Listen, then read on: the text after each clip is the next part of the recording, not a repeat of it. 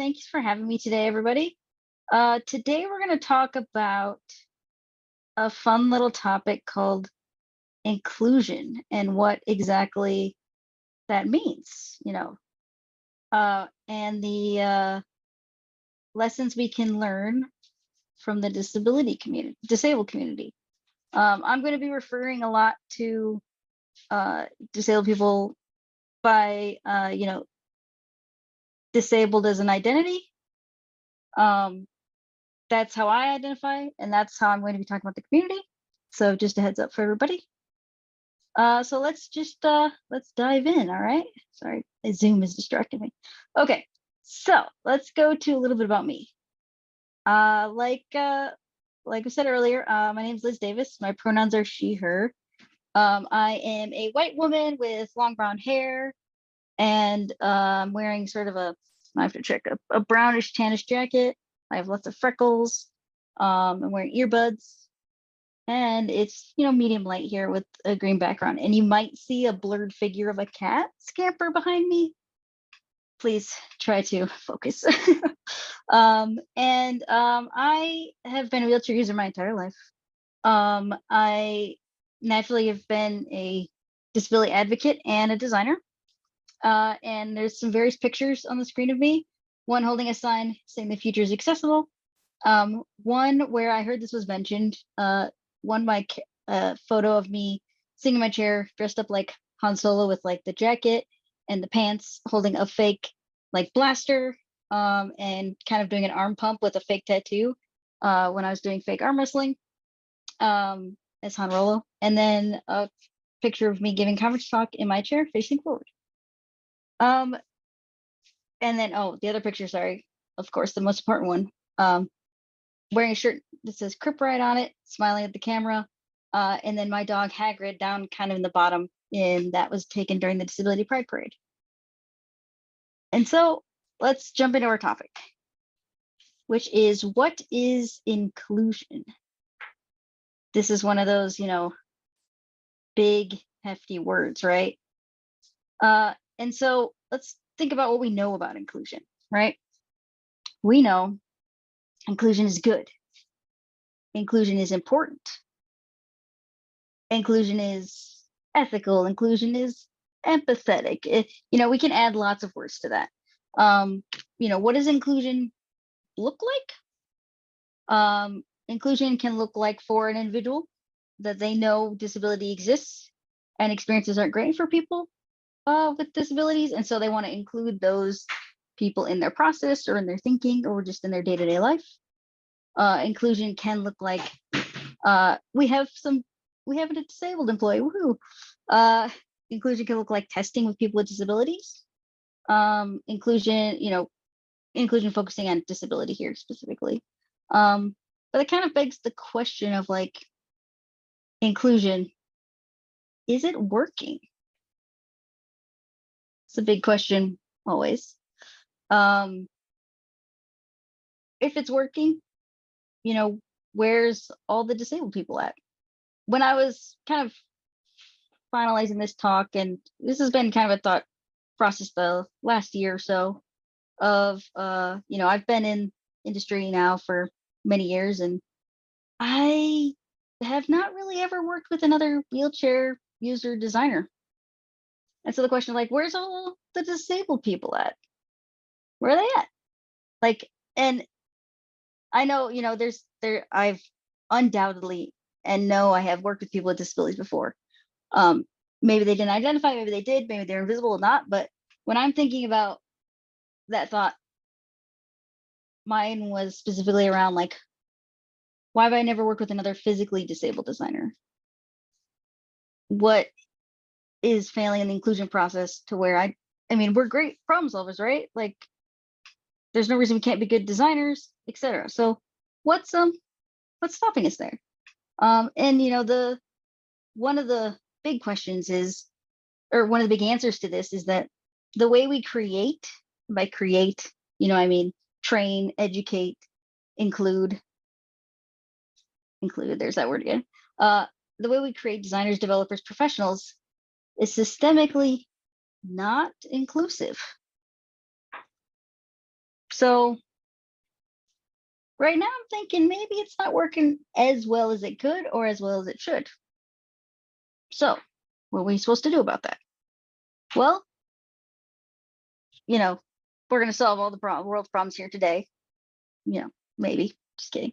But what we can do is take a step of understanding maybe what we're missing and strategies on how to make inclusion work better, even if just a tiny step. So how we're going to do that is we're going to look at the disability community. This is something, I'm fortunate enough to have been more involved with the disability community as I've gotten older. And I'm fortunate to be based in Chicago, where we have a very strong disability community. There's community everywhere. So even if I think I saw someone said they're from Germany, I guarantee you that there's a community there too. You just haven't seen them yet or found them yet. But hopefully this will inspire you to look around you by the time we're done with it. So if we're looking at inclusion and we want to understand how to improve it, we're going to look at a community that's been trying at the foundational level to be inclusive out of necessity, right? And caveat of no community is perfect, but disability folks, we've been at this a long time. So let's take some strategies. The first one is we're coming out of the gate very hot, which is number one, uncovering your inner ableism. Now, I'll be honest, this one personally took me longer than I would like to admit to figure out. And I've been disabled my entire life. My favorite way to think about it is that, ableism is in everything, everywhere, all at once, kind of like that movie. And if you aren't familiar with what the term is, I'm going to define it for you. Ableism is the discrimination of and a social prejudice and social prejudice against people with disabilities based on the belief that typical abilities are superior. So there are many different ways and levels of ableism, but it's one of the things that's the most intersectional in our society across cultures is, if you have a disability or at all, ableism is discrimination against you. And some of these inner ableism things are so foundational and inherent in our thinking that it takes years to uncover them and even recognize this is what it's happening. And highlighting again, like I have been a wheelchair user since I was like 5 years old. Like I have never known a world where I was not, disabled. And I still had a long journey with discovering my internal ableism and biases. And I even had biases against people who I viewed as more disabled than myself. I used to, pit myself against other folks who I perceived as being worse off. Well, at least I'm not XYZ. At least I, can do this or that. That kind of thinking is absolutely ableism and something that, takes work to uncover and work through. And I had these biases literally, it's not until my 20s until I met community, until I got more involved. And I highlighted this to say that no one is immune to this. You may be like, nah, I'm not ableist. Like, you are. You just don't know what yet, or, and it's okay. Like, society is ableist, and that's the first step to understanding how we make it better. So we're going to go to the fundamental stuff first, which is defining disability. And there are many different models of disability, but I think that these two highlight the two big buckets and are important to understand. So the first one, and you might have heard this before, maybe it's first time. Either way, I hope you learned something. But the first model is what we call the medical model, which is disability is something that needs to be cured and normalized.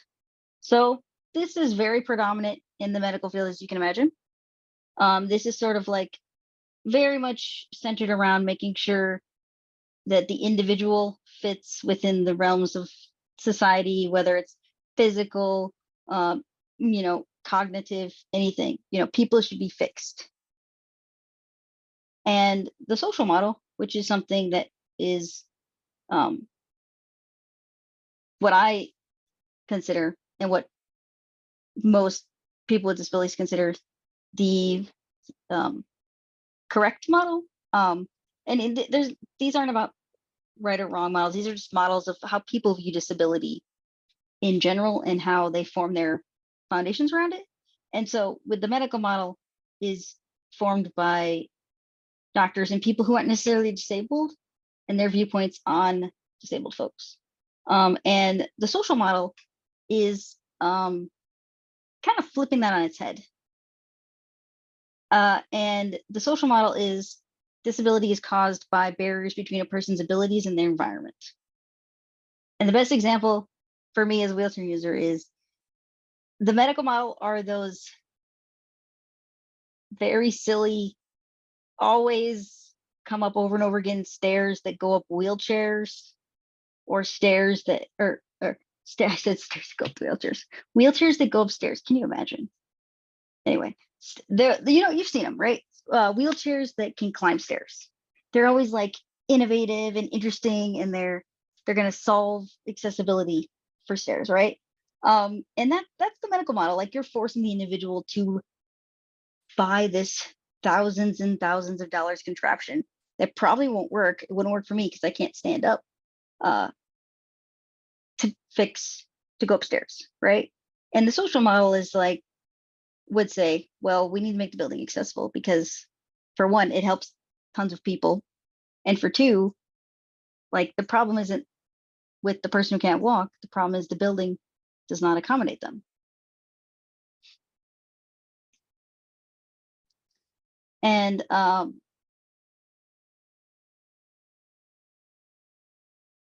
as we're thinking about these models, right, like I said, there's many different types of models of disability, and this is sometimes, this is a way to look at disability theory itself and how you view yourself, how you view the world around you, and how you solve problems. Overall, it might not be society that is the disabling effect, but there are things, systemically, how we view disability is like, do we blame the person, or are we blaming the environment and finding combinations? And that blame word is a little loaded, but it's still a way of like looking at how we address these concerns. So, and thinking about how, our lesson right now is, uncovering ableism. And this is a way to do that, is knowing disability theory. And it's kind of circling back to action items we can do with these lessons when we're thinking about inclusion in the workplace specifically. We've learned ableism is everywhere all at once, right? No one is immune to it, not even disabled people. So what do we do about that? Well, one of the things is being strategically focused on where the ableism is cropping up. So, uncovering ableism in your work environment, asking what might prevent disabled folks from being in your space, in the space you work in. And this is at every level. This should be a constant thought, if not cemented process. At the team level, at the high level, at the hiring level, at the do you have meetups there? Are you having virtual events? Are there people who feel empowered to identify themselves there? Is your physical space welcoming? Are your work processes ableist? These types, is there a way for, like, you're not going to be able to get it all? Is there a way for someone to provide feedback that's safe? All these things can lead to a safer, better environment for someone with a disability. An example, even at like that a personal example I've had is, maybe half of the workplace outings I've been to at a space that people knew I was disabled and used a wheelchair. They've chosen events that are inaccessible at venues or meetings, or just not thought about it, or had an alternative solution that was not really inclusive. It was sort of separate. And that's in a work environment. And so, one, training people to know how to look for those, and two, providing, if I had a safe feedback loop of, there's been times where I have given feedback like, hey, this isn't going to work for me, or two, maybe I haven't. And those are two different experiences that I've had in my life. And, one was definitely safer than the other. And, I encourage you to consider those types of things when you're looking at ableism in your work as well. And, all these lessons kind of course, circle back to ableism again, everywhere, everything, everywhere, all at once. But now we're going to kind of shift into the next lesson, which is super important as well, which is going to kind of change your mindset, hopefully, on why you're in this field. Like, I didn't spend a lot of time I'm not going to spend a lot of time trying to prove to you why being inclusive is important, because I think it's safe to say if we're at this wonderful conference, we are on the same page here. We know we all are passionate about this. We feel like this is important to us and we want to make it better, right? So lesson number 2 is if we want to be better at being inclusive, one of the lessons to take away is empowerment, not charity. And this is one of my favorite quotes of all time, which is from a movie called When Billy Broke His Head. And that is a movie made by a disabled man in the 90s. Of course, I can't remember the exact date. It's harder to find nowadays, but it does exist. And I would encourage you, well, it's probably on YouTube, but I'm going to read this quote out. This is a quote from a professor who's quoted in that book, and he's pretty famous in the disability community. I would recommend you look him up. His name is Professor Longmore. The quote reads as follows: when you are defined exclusively as an object of charity, you're not in a position to demand anything as your right. When you start to demand rights, anything given out is considered an act of goodwill, not equality. Instead of earning independence, the government or society or people give it out of the kindness of their hearts. And that's charity, right? That viewpoint there is, he's acknowledging that when people with disabilities are viewed as charity or through the lens of ableism, people get funny when people with disabilities start demanding rights and things. And this is why we need to shift our mindset away from, I'm doing this to help disabled people in a way that's not empowering, right? And so how we do that is we understand the disability civil rights. So if you don't know anything about the civil rights in the United States specifically is what I'll be talking about. Access was demanded, not given, in the 70s. And on the right, I have an image description of, or I have an image up of the very famous disability rights slogan, "Nothing about us without us." And it's, got access symbols behind it, and it's just very joyous flags. And disability folks have a history of empowering each other and demanding access and rights. And we're going to kind of quickly just go through some very basic, some very quick photos. And these are all, in this one's 1970. On the screen, you can see there is a bus and a bunch of folks are laying on the ground in front of the bus. And on the bus, there's screen or not screens, wow, posters, protest posters in the screen of the bus that say taxation without transportation. And there's a stick figure of a walking perceived, non-disabled person that says equal free ride, and the disabled symbol equal no ride. And this is from when the Gang of 19, that's what the newspaper dubbed them, laid in front of buses in a busy Denver, Colorado intersection for 2 days in protest of a lack of bus access in 1978. And my favorite little bit of this image is in the back, probably about 5 to 10 feet away. I'm very bad visual measurements. 5 to 10 feet away, there's just a wheelchair facing away that someone, just rolled off when they were laying on the ground to protest the lack of bus access. Pretty great. The next photo is from 1990. By the way, they were successful in getting those buses access before. Go ahead and look it up. This photo shows the Capitol crawl, which was in 1990, when the Americans with Disability Act stalled in the House committee. Again, it wasn't on their agenda, it wasn't a priority. 60 disabled protesters crawled and dragged and moved themselves up 78 marble stairs to the Capitol's west front, right where the senators come in and out. It's a very dramatic display to get someone to pay attention. And the photo is several camera crews filming a young girl who has an Adapt headband and crawling up the Capitol stairs with surrounded, and you can see the Capitol in the background, surrounded by crews and people watching her do this on her own. The next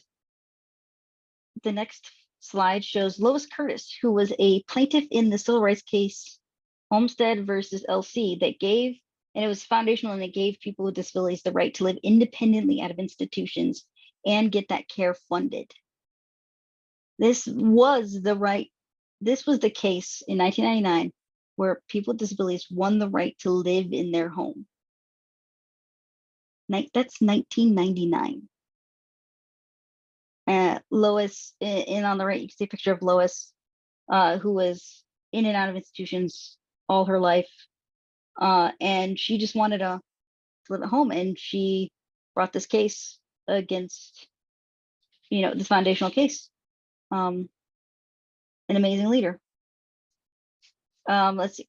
The next one is much more recent, which is, well, I guess not recent anymore, but in 2017, this photo, or this Stephanie Woodward being arrested in 2017 during a quote die-in outside of Mitch McConnell's DC office to protest cuts to Medicaid and the repeal of the Affordable Care Act. 2017. And the image is a woman in a wheelchair, bright pink wheelchair, with her hands zip tied around her back, around the back of the wheelchair.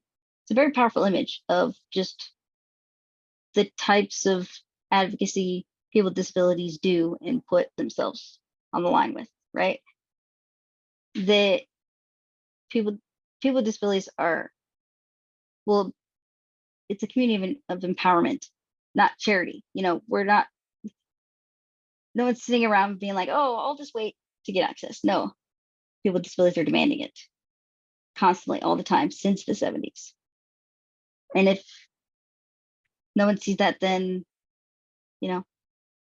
if you don't know about this, then you need to learn. And so that kind of like transitions really nicely into our third lesson, which is be intentional. Now, this may come off, it's deceptively simple at first, but it's very specific in how you're going to move forward. It's like, think of it as a design principle for yourself, right? We need to be intentional about who is missing. Everything we do is intentional, in especially our careers and everyday life. Everything around us is intentionally built. Maybe it has unintentional consequences, but it was done It was made in an intentional way. And whether the intention was prioritizing cost, time, effort, speed, we need to use our knowledge.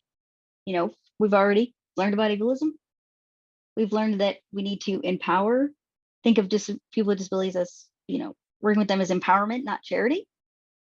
Now we're going to use all that learning that we did, and we're going to use it to be intentional. And the biggest part of this is be strategic about who is missing. I don't care how empathetic you are in the entire world. You can be the most empathetic person ever, but you are never going to see everything someone who lives this day to day is going to see. That is why the slogan, "Nothing about us without us," is so important, even in technology and understanding how people with disabilities work in the world. And so that is why we need to be strategic about who's not at the table, who's missing from this conversation. What exclusions am I creating with this decision?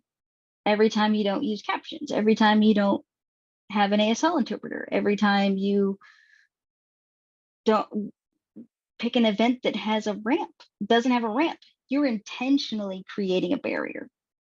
Even things like every time you don't have remote access, every time the thing that drives me, every time you put out a job posting that's for contract work in the United States instead of full time, I guarantee you there's probably someone with disability being like, is it worth it to sign up to apply for that job if I don't have guaranteed access to healthcare? It's that's a very American problem, but it has informed jobs I've taken. And so that is something to keep in mind as well. And then how can you identify and remove barriers for people with disabilities? And you don't have to be the hiring manager. You don't have to be the CEO. You don't have to be, high levels of, corporate ladder to remove barriers for people, right? Even just creating a space where someone feels comfortable asking or identifying, that's some barrier removed. And one of the things that the disabled community has been more strategic about in the future, at least, I'm going to highlight a specific example around Chicago, is this wonderful program called Disability Lead, which is creating a network of people with disabilities in Chicago who use their power to create an inclusive society. And one of the things that the ideas that was born out of this was there's a lack of leadership, disabled leadership at a civic and professional level, on boards, on like executive boards, just everywhere, right? And so creating this network and this skill set of,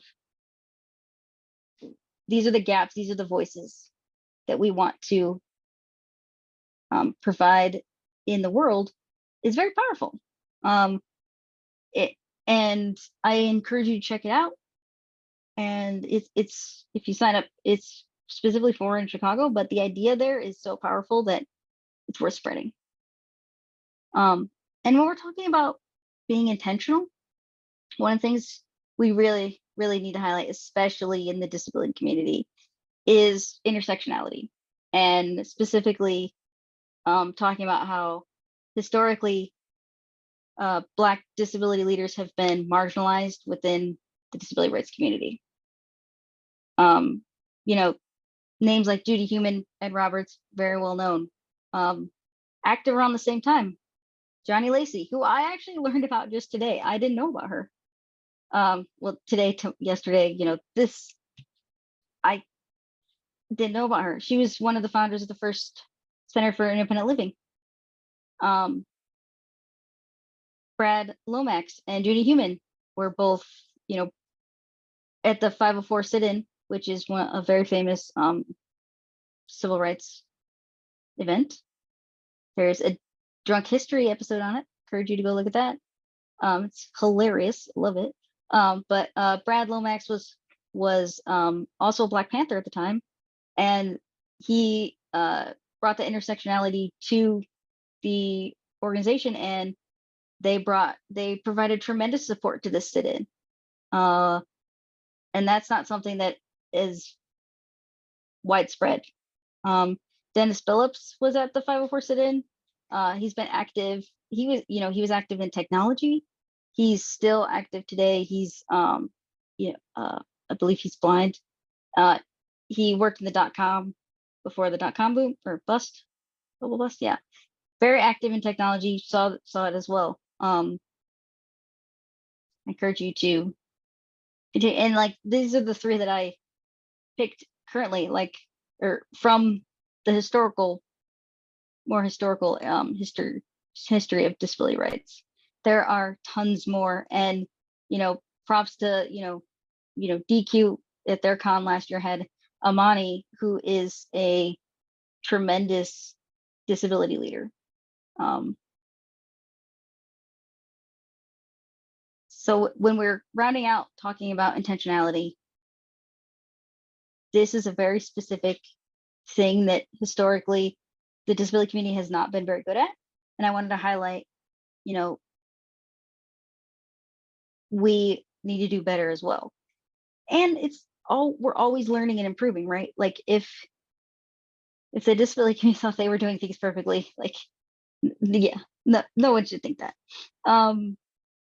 And so, when we're being intentional, if we can't get everything perfect, one of the things we need to do is always listen and learn. We always need to be seeking out diverse creators, viewpoints, opinions, any type of voice or experience you have not or do not know about, you should be seeking that out. So much, it's very easy nowadays. And if I had to give everyone one piece of homework, it would be watch Crip Camp. And it is rated R, it's not for kids. Just throwing it out there, but watch it. I have never felt so much disabled joy than watching this movie. Like my whole experience, like it was so, it's if you want to understand disability identity, watch that movie. It's wonderful. So before we kind of wind down, let's recap our lessons for inclusion, and then we'll take some questions. So 3 steps to solving inclusion. Not really, it's nothing solved, but we're making some steps today. And number 1 is uncover your inner ableism. Remember, empowerment over charity, and be intentional. And those things will make every inclusion effort so much better, even just a little bit. And watch Crip Camp. And so I'm leaving you a reading list as well. And if you want to ever reach out, I'm on LinkedIn as well. And I wanted to leave you with a photo of my wonderful dog Hagrid, who is sitting on the lawn. In the description is he's sitting in the grass, and in the background you can see the skyline of Chicago, beautiful lake. He's a Chihuahua Dachshund mix with this little harness there. It's got, he's brown, reddish brown, and it's got white on his face because he's an old grumpy boy. So I believe we can do Q&A now. Awesome. Thanks so much, Liz. Yes, we can. So everyone remember to put questions in the Q&A panel. So there was a discussion in chat that was kind of going on. So somebody mentioned like it kind of depends on the type of disability, because some people, so they said society is not my problem, my body is, and I think it'd be best if it could be fixed. And then there was kind of a reply of, have you ever heard of complex embodiment? Anyway, so it's kind of a model that combines the medical model with the social model. So there's some things that people do want fixed, and then there's some things like on society. If maybe you could talk a little more about that, on kind of that balance of what some people do want changes for themselves. Yeah, no, and that's I would argue that's not really in the medical model. The medical model to me, right, and how I understand it is this imposed mindset that if you do not conform, you are not worthy. You can't fit in, you can't do these things because you're not that level of normal, right? The social model is a different lens to look at how we view, you know, how we view disability. So a good example is as a kid, I mean, it was the 90s, right? And walking was the utmost importance. I had many surgeries around fixing my legs to try to get them to walk. Because that was the perceived normal, the metrics, right? The metrics were even if she can walk a few steps, at least she's doing it. Those were my KPIs, OKRs, whatever word you want to use. And I, even then, just wanted to use a wheelchair. I could get around so much better. It was an independence. It was wonderful. And the medical model was like, no, no, no, physical therapy, walk. Are there other benefits to it? Yeah, probably. Do I laugh every time I see those articles of sitting takes years off your life? Yes, I also laugh at those too. The medical model is the just overwhelming systematic, and because it comes from the medical field, right? Which is like they cure, they do these things, but it leaves little room for this nuance if all you're doing is trying to fix. Now, if you have a disability that is, I'm not going to tell someone the social model is not going to be like, if you have diabetes, it's not, don't take your medicine because of blah blah blah. No, that is not what the medical model or social model is. It's this conforming mindset of it, right? This constant need to prove that you are meeting those metrics or you aren't worthy or need this care. Oh, that's great. And I Mhm. love the clarification. I think it'll help, potentially Yeah. help different people as well. There was a comment in the chat along that by Jamie. The medical model is kind of like, we have stairs, not ramps, deal with it or buy our tool or something, it puts it on. Yeah. That is true. And sort of like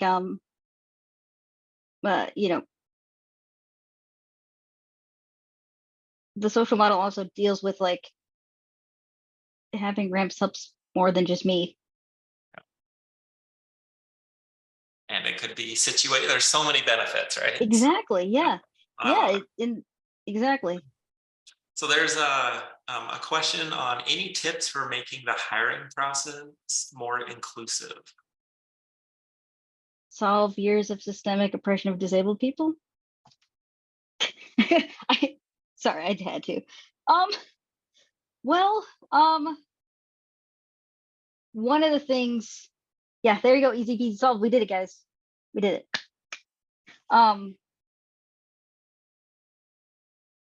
One of the things that I try to do and offer is being understanding of where people are. Because remember, if we talked about those metrics, right? People with disabilities are not always going to meet the metrics you think they are supposed to. Maybe they need more time talking. Maybe they need just, I mean, that's the biggest thing I see like the mismatch between corporate America and not is like just needing more time for things is a lot of times just not accepted.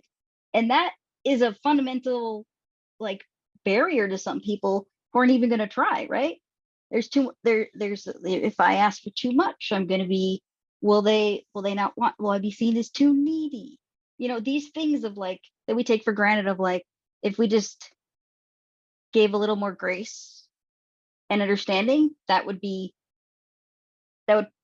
in someone put something in the chat too, which is great. That would be so much more helpful for people with disabilities, right? And if you think about it with school of like accommodating much different types of learning styles, right? And people with disabilities in those learning styles, they don't grow up and suddenly become the most proficient, productive like worker in the world. You know, it's it's a lifelong thing. And a lot of the times the people that are getting left out of these processes are getting left out, maybe at the educational level, maybe they don't apply.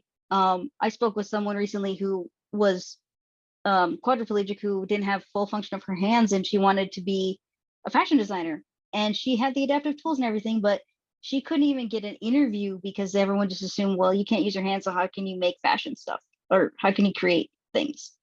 And that's like ableism bias, just even preventing her from even being able to prove to them that she's not like that, or that she can do it. And so just understanding your own biases of what you might come into with will be tremendous. Yeah, for sure. And like you're saying, there's so many things systematic that we don't control over, but there are things we do have control over. And so even just listening and Mhm. having that grace you talked about, that's great. So appreciate that. Yeah. So there's a question, kind of a follow-up. Would you compare the medical model that you just described with like cochlear? Sorry, I'm saying it wrong.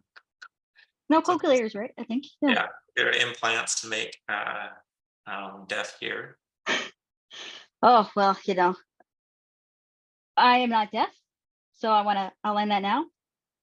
But I know that the cochlear implants are very controversial, especially because deaf culture is very important to people who are deaf.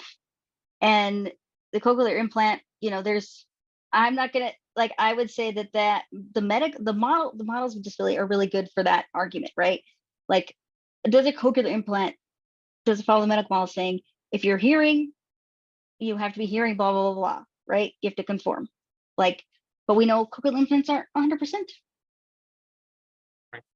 And you I know? like Darlene gave a comment a ways back in the chat of oftentimes the medical model doesn't include the patient in the decisions, right? So it's Yeah. that listening, and there could be lots of possibilities, but we need to listen and so Yeah, like just ask someone like what works best for you. Hmm, well, did, it's shocking to me how long it took us to get to that, to realize that maybe we should just talk to people or ask them. and What? actually, yeah. So sh- If, But if you don't, that right, go ahead. it, but that specifically is a problem with cochlear implants because a lot of them are, um, you know, I was just going to say implemented, but I don't know if that's the term. But they're given to children, right? And so it's up to the parents to decide whether it's going to be best fit for them. And then it can sometimes, it can be like which culture do they fit into more, which like it's a very like personal decision based on how the parents identify with their disability and how they want their kid to. And that's a very interesting like topic because it straddles that line so well, right? Of like, what is normal? Do I have to conform to society and be hearing? Like, is it going to make my life better? Maybe it will make their life better. I don't know. But it's such a personal choice too. It's definitely have someone on to talk about that. Or, I mean, I know there's lots of like media out there about it from people in the deaf community. And I would encourage people to look that up. It's great. That's great. And it even builds off our last two presentations. We're talking about choice and voice, how like screen readers hear it. And then we're talking about Hmm. CSS for different colors, and now like it all like empower people, like just like you were saying. So I Yeah. love it. Like This choice, yeah, go ahead. such a big, oh no, choice is such a big thing. Like as a designer, it's just sort of like, we're always like, oh, it should do it this way or that way. Like, just it can be several ways to do things. Like, let people decide. Kind of a follow-up in your role as a UX designer, like Hmm. have you where have you run into situations where um Hmm. like your coworkers have an aha moment, and has there been things that have helped them? Like, because one of the challenges of at the beginning you're talking about uncovering your inner ableism is people have to want to. It's hard to get people to do that. And so, do you have any experience or thoughts, and whatever you feel comfortable sharing? Yeah, no. I mean, I think that being specifically, when I'm very vocal, too, I don't typically have a problem sharing my opinion. And so, and I'm very visibly disabled. It's been interesting switching to remote work and not having it as noticed, and that's a whole different topic. But for most of my life, like working life, I've been like, I use a wheelchair. I can't hide it. There's no, do I disclose my disability or not? Like I rarely get that choice.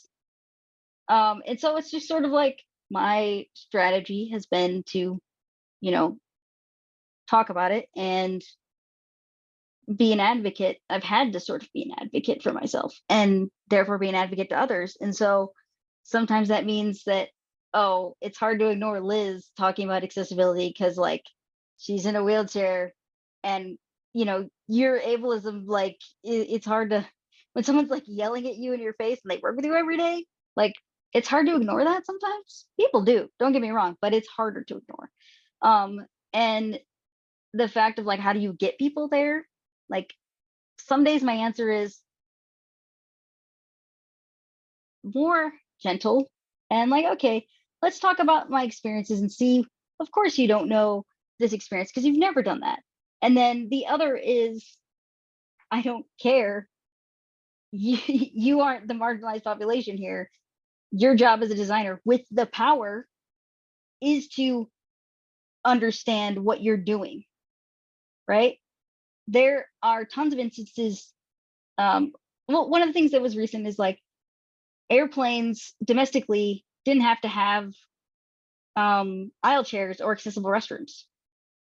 So, for my entire life, I just like, if I'm flying domestically, I just literally don't drink water for like a whole day, pretty much. Because like you can't like go on there's no way to go in the bathroom. And I've actually had to crawl to bathrooms before. Like that's not something that's easy to come up in a design decision every day, right? But that does make me pretty good at looking for where there might be gaps and calling that out, right? Um, and that is a good argument of why it makes you a better designer if you have to think about things that aren't just like the happy path, right? Because the happy path is just a pipe dream that we all have. Yeah, there's no actual average or happy path or whatever yeah. So The path um, you force people into. eh, yeah, we try sometimes. it, Uh, it's probably, I get it, but so this one may or may not, depends if you read it, but someone asked if you read Mismatch by Kat Holmes. oh, that's dope. Yeah, I have.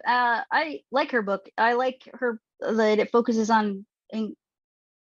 It's a great book, and it focuses on like looking at those exclusions, which is really good for combating ableism because if you're just looking at how to include people, you're gonna be like, everyone like it's sort of like the number one thing comes up all the time when I talk about my experience as a disabled person is like, oh, I thought that was not I didn't know that was a thing. Like when I'm like, I can count on one hand the amount of accessible homes I've been in.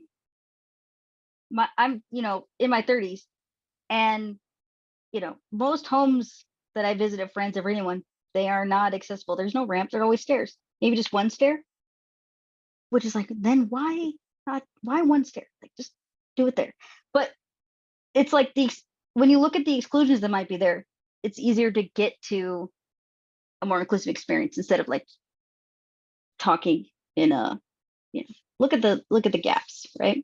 And I think Kat Holmes's book does that really well and is a really good jumping in point. Awesome. Well, check Mhm. out that. I haven't read it. I just made a note. I'm gonna check it out. Yeah. Well, so that is all the questions, unless anyone has any last second questions. We do a few more minutes if you do. Yeah. Liz, if there is there anything like maybe a way for people to connect with you on social media we could put in the chat, or any way people can reach out to you? Oh yeah. You know, RIP Twitter. So that's why I put the LinkedIn on there. But you know, most of it I'm around social media there. I have email on the LinkedIn as well. You know, I'm always up for chatting and talking more about this. And I hope that everyone hires one disabled person this year. That's my challenge to you.